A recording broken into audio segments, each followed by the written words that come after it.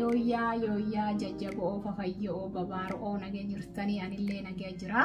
Hadhamoo viidiyoo haaraa qabadhee dhufee jiraani. Sunilleen akkaataa nyaata kennaa jaallatamaaf beekamaa gafummaa jedhanu akkaataatti qopheessanu daakuu harkaa malee yookiin daakuu dhakaarraa hojjetamu san malee maashinoota baraa kanaanii yookiin ammayyaa kanaanii akkaataa gafummaa itti hojjetanu isin agarsiisaa fi isinilleen daawwachuun hordofa. Liyoolin nu hanqaad, dallaa lamaanii achuman nu hanqaad, waaqi guji gurraacha garaa garbaa ati nuu dhage. Kunoo amma gafummaa keenya hojjetuu fi boqqolloo shawwee nu barbaachisaa. Shawwees ammoo kun amma kana isin agarsiisaa. Shawween biyya tanaa waan akka tokko laattuu akka malee waan ta'eef yookiin ceeqiloo wantu waan ta'eef duqeetiiletti daballaa. Kan itti dabalu kun waan xixiqqootti dabalu qullubbii adii, shunkurtii, sooda, koroorimaa, maashinii itti daannu. Amma boqqolloo kana midhaasee suuta jedhee quncisaa yookiin badallaa akka malee suuta jennee koola irraa baasuu qabnaa yookiin quncisuu qabnaa. Maan jennaan koola kana gafummaa akka itti hiinu kooluma kanaan deebinee isumaa hiina jechuu yoon inni duraa cocoomee jedhee wanni dhibiin itti hiinu jirtu. Kanaafuu akka malee suuta jennee koola kana malaa irraa baasuu qabna jechuu yookiin malaan suutaane adoon cocoo'ini quncisuu qabna jechuu. Boqqolloon biyya teennaa akka tokko hin dheeratti yookiin hin guddatti. Kun akka malee nama rakkisaa irraa baasuuf. Boqqolloo waan xixiqqaa ta'ee fi kun koola akkana irraa baasee koola gafummaa itti hidhu suutaan gurguddaa gubbaa baasee amma immoo haanxaa midhaasee irraa quncisiisa jira yookiin guuriisa jira. Irraa kutee muka inteen irraa kutee haanxaa akka dansaa guuruu qabnaa.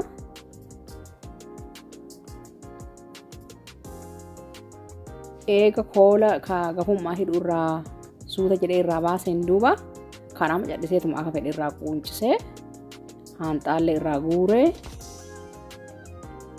qopheessa jechuu umuriisaaf.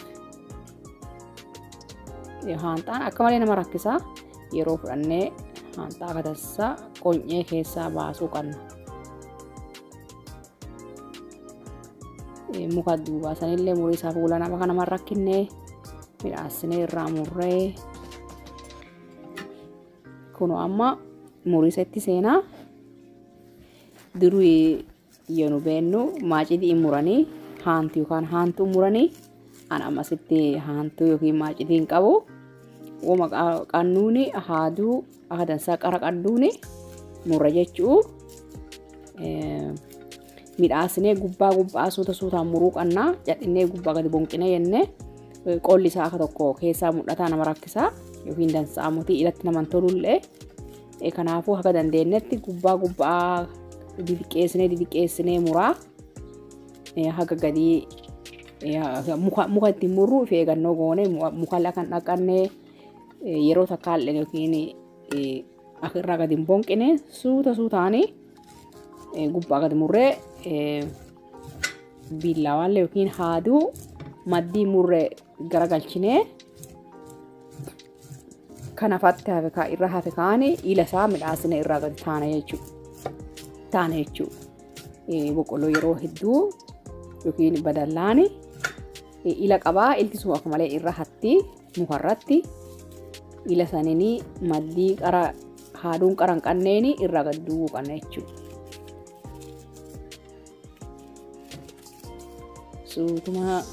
Suutaan haga dandeenyetti gubbaa qacaleessinee muruu qabna.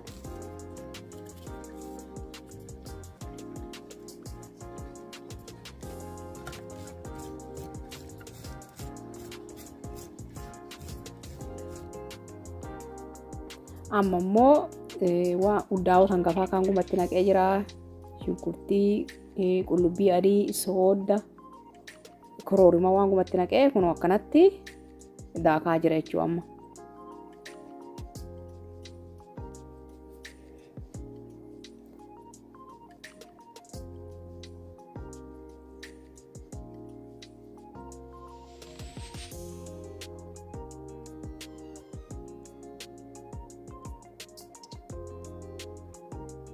Diqoo munyuusnee wal fuusnee akka dansaa wal ga'ee daakamu diqoo munyuusaa wal ni daakaa.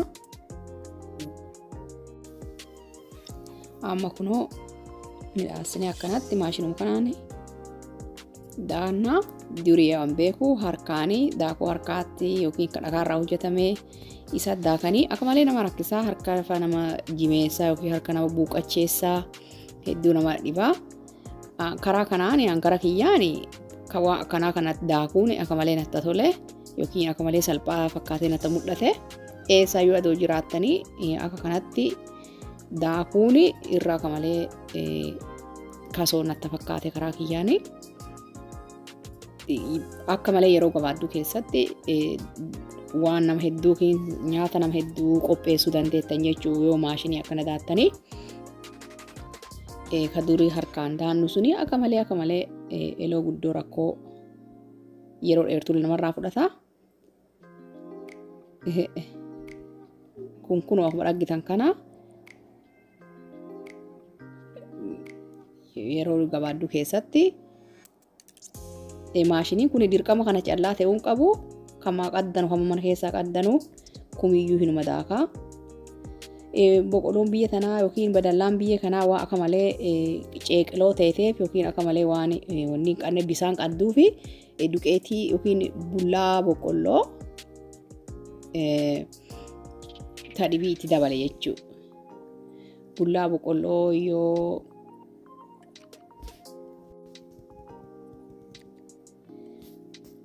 bullaa dhibii diqoo itti daballu malee akka malee laafaa gafummaa hidhuun hedduu nama dhiba. Akka malee bisaan qaba. Kanaafuu bullaa godduu itti dabaluu qabna jechuudha. Bullaan godduun tamiyyuu numa ta'eeti homaa rakkoon qaddu.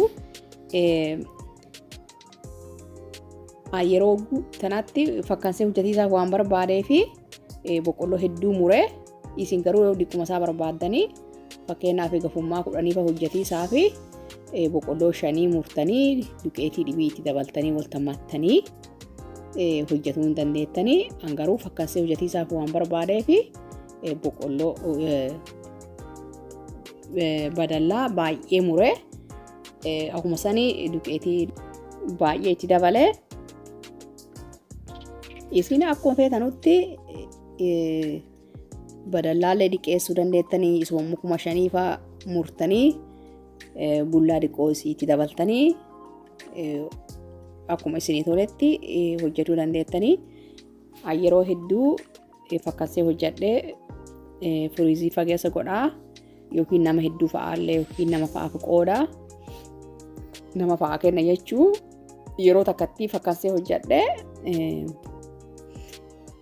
massa yookiin nama dhibii fa'aa kenna jechuu isa akkuma feetanii dhiqeessanii hojjettanii nyaatuu dandeettanii yookiin akka isaan fakkaastanii hojjettanii namallee kennuu yookiin firiizii keessa godhuu firiizarii keessa godhuu hin dandeettanii.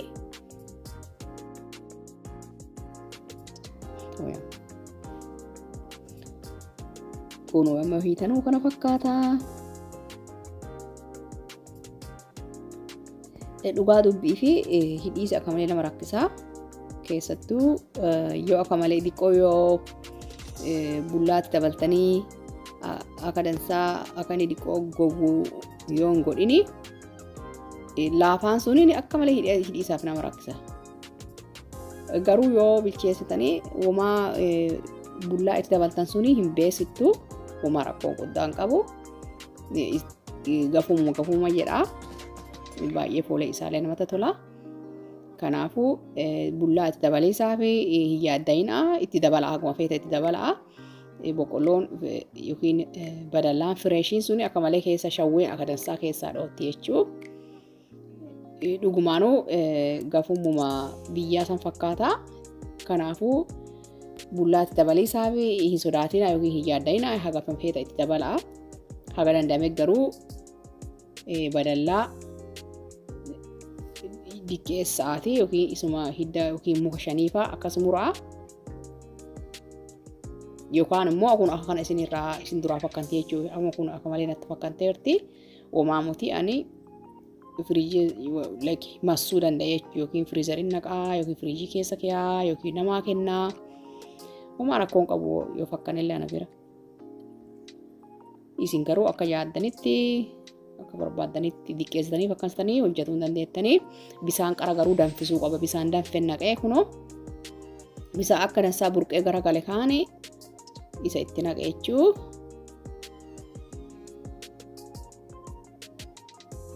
Kunoo kana fakkaataa ilattuu akka malee nama tolaa. Isin warri biyya keessa hin jirre warra lafa laatana jirtanuu ilattuu dhaggiisa akka malee akka itti gammaddanuu ni amanaa.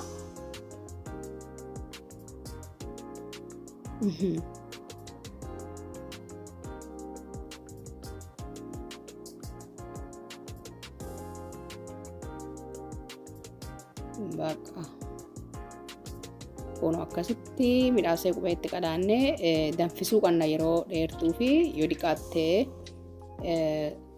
hangara sa'aatii tokko danfise dhugaa dubbiif like shuurii ta'e isaaf akka dansaa akka inni bilchaatee bullahaa godduu lewaatti dabalee fi viidiyoo akka tokko irraa gabaase malee yeroo dheertuu yookiin gara sa'aatii yoo dhiqaate gara sa'aatii tokko akka inni danfu godhee kun amma kunoo bilchaatu jira kana fakkaataa hedduu natti toleera ilumaanuu laaluu fi ka gubbaa kana isa danfee akka dansaa ka jalaa bilchaateen duuba xiqqoo garatti gaggalchine isa gubbaa aane kana gara gaggalchine maddiin gubbaa aantellee gadi garagaltee akka dansaa akka ni danfu akka dansaa danfisuu qabna. Make sure yookiin akka bilchaatee itti amanuu fi akka dansaa yeroo fudhannee danfisuu qabna.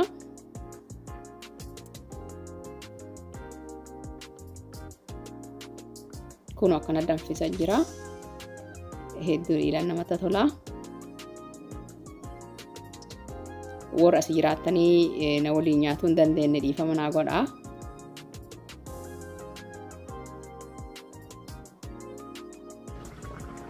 Amma tokkocha fuudhee muree keessa isaa akan dhaqqabee akan bilchaateeru laalee. Kun akkuma dhaggitan kanatti bilchaan isaa natti mul'ata akka dansaa bilchaatee jira. Yoona kaafe keessa eegaa bilchaatee keessaa guura jira jechuu.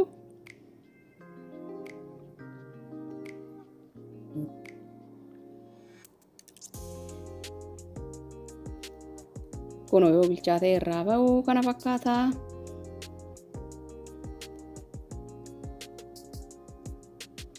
Hedduu tolaa. Sooddillee akka dansaa geera.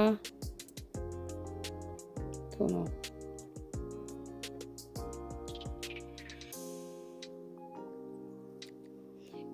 Namoota baay'een aanaa itittuu nyaatisa jaalatanii garuu aanaa itittuu nyaatisa hin jaaladhu. Aanaa mi'ii nyaatisa jaaladha. Warra aanaa itittuu nyaatu jaalattanuu dhiifama naa godhaa. Kunoo aanaa mi'iini nyaatisaaf qopheesseera jechuudha.